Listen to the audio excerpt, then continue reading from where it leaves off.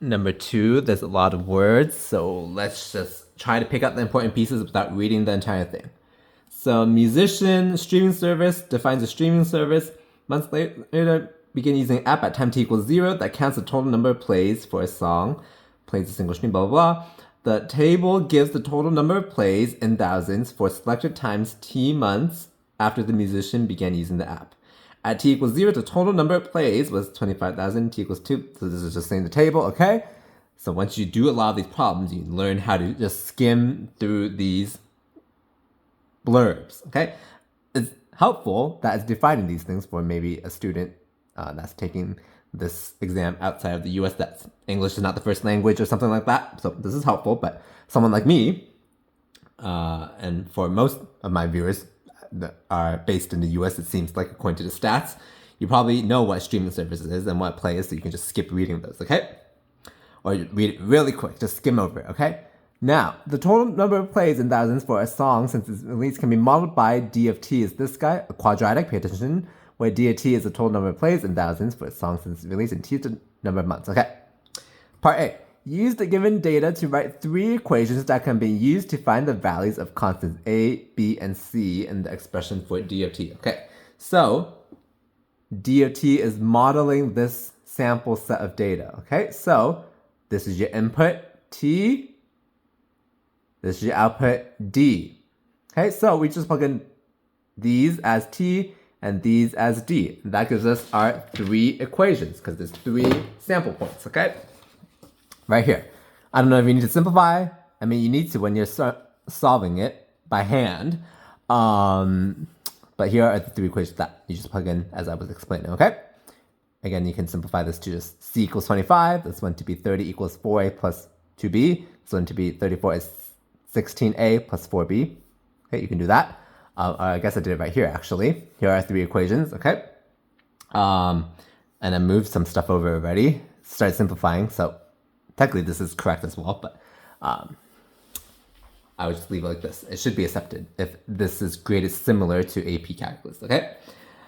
So now in part 2, we're asked to find the values as decimal approximations, okay? So if you find it by hand, well, we have c equals 25 right here if we simplify, okay?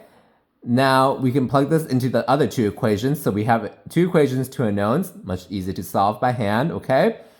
So then I did linear combination. So b is 11 over 4, so don't do what I did. It said for decimal approximation, so box your decimal value, okay? It's actually exact, not approximation. And then since we found b, we can plug into either equation and get our a. A is minus 0.125, okay? You can do it by hand, or if you know how to solve matrices in your calculator, I mean, this is a topic that was supposed to be in AP Precalculus, but they got rid of it as of the filming of this video, so you could do that as much faster if you do. Well, actually, this by hand was quite easy, but you can also do it in a matrix, and there's other ways to do it as well in the calculator, okay? So, this is part A. Part B, use the given data to find the average rate of change of the total number of plays for the song in thousands per month from t equals 0 to t equals 4. Express your answer as a decimal approximation. Show the computations. Okay. What's average rate of change? That's just the slope of the line between the 2 points. Okay. So we want the value at t equals 4, which is 34, and the value at t equals 0, which is 25. So take the slope. 34 minus 25 over 4 minus 0, that's 9 over 4, which is 2.25, and it didn't say to have the units, but I would write it just in case. So the units are 1,000 plays per month, okay? Because this is the number of plays in thousands, okay? And then we took a rate of change. What's the unit of time? It's months, okay? So 1,000 plays per month, okay? Part 2, use the average rate of change found in part 1 to estimate the total number of plays for the song in thousands for t equals 1.5 months. Show the work that leads to your answer. Okay, so we're going to use this rate of change to approximate, okay? So that's why we find the average rate of change, to approximate things in between and to things afterward if we really wanted to as well, or before and after as well, okay?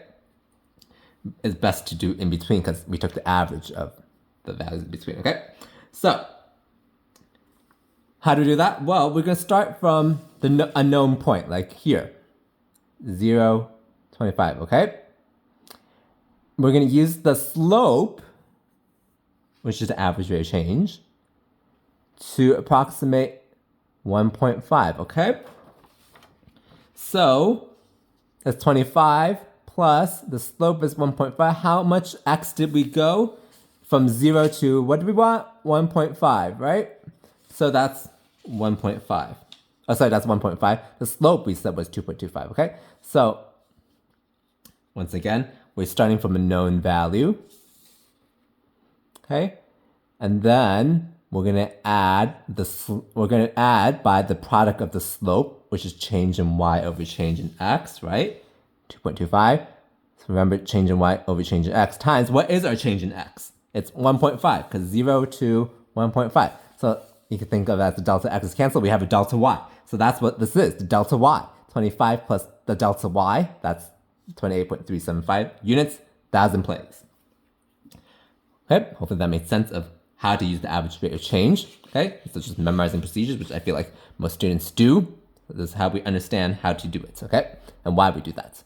All right, part 3, let A of t represent the estimate of the total number of plays for the song in thousands using the average rate of change found in part B. Part 1, B1. It's so strange how they number this. For A 1.5 found in part B2, it can be shown that A of 1.5 less than D of 1.5. Explain why in general A of t is less than D of t for all t where t is between 0 and 4. Our explanation should include a reference to the graph of D and its relationship to A of t, okay? So when I first read this, I used the hint to my advantage. It should include a reference to the graph. So graph it, okay? And we know the shape of this actually. It's a parabola that opens downward because A is negative, okay? We'll see that, I don't have the graph with me right now, that it's from 0 to 4, it's concave down. Isn't that a big topic in this class? Concavity. Okay?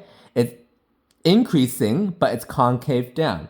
Therefore, since A of t is just a secant linear line, okay? A secant line between the endpoints, but our guy, D of t, is concave down, but increasing.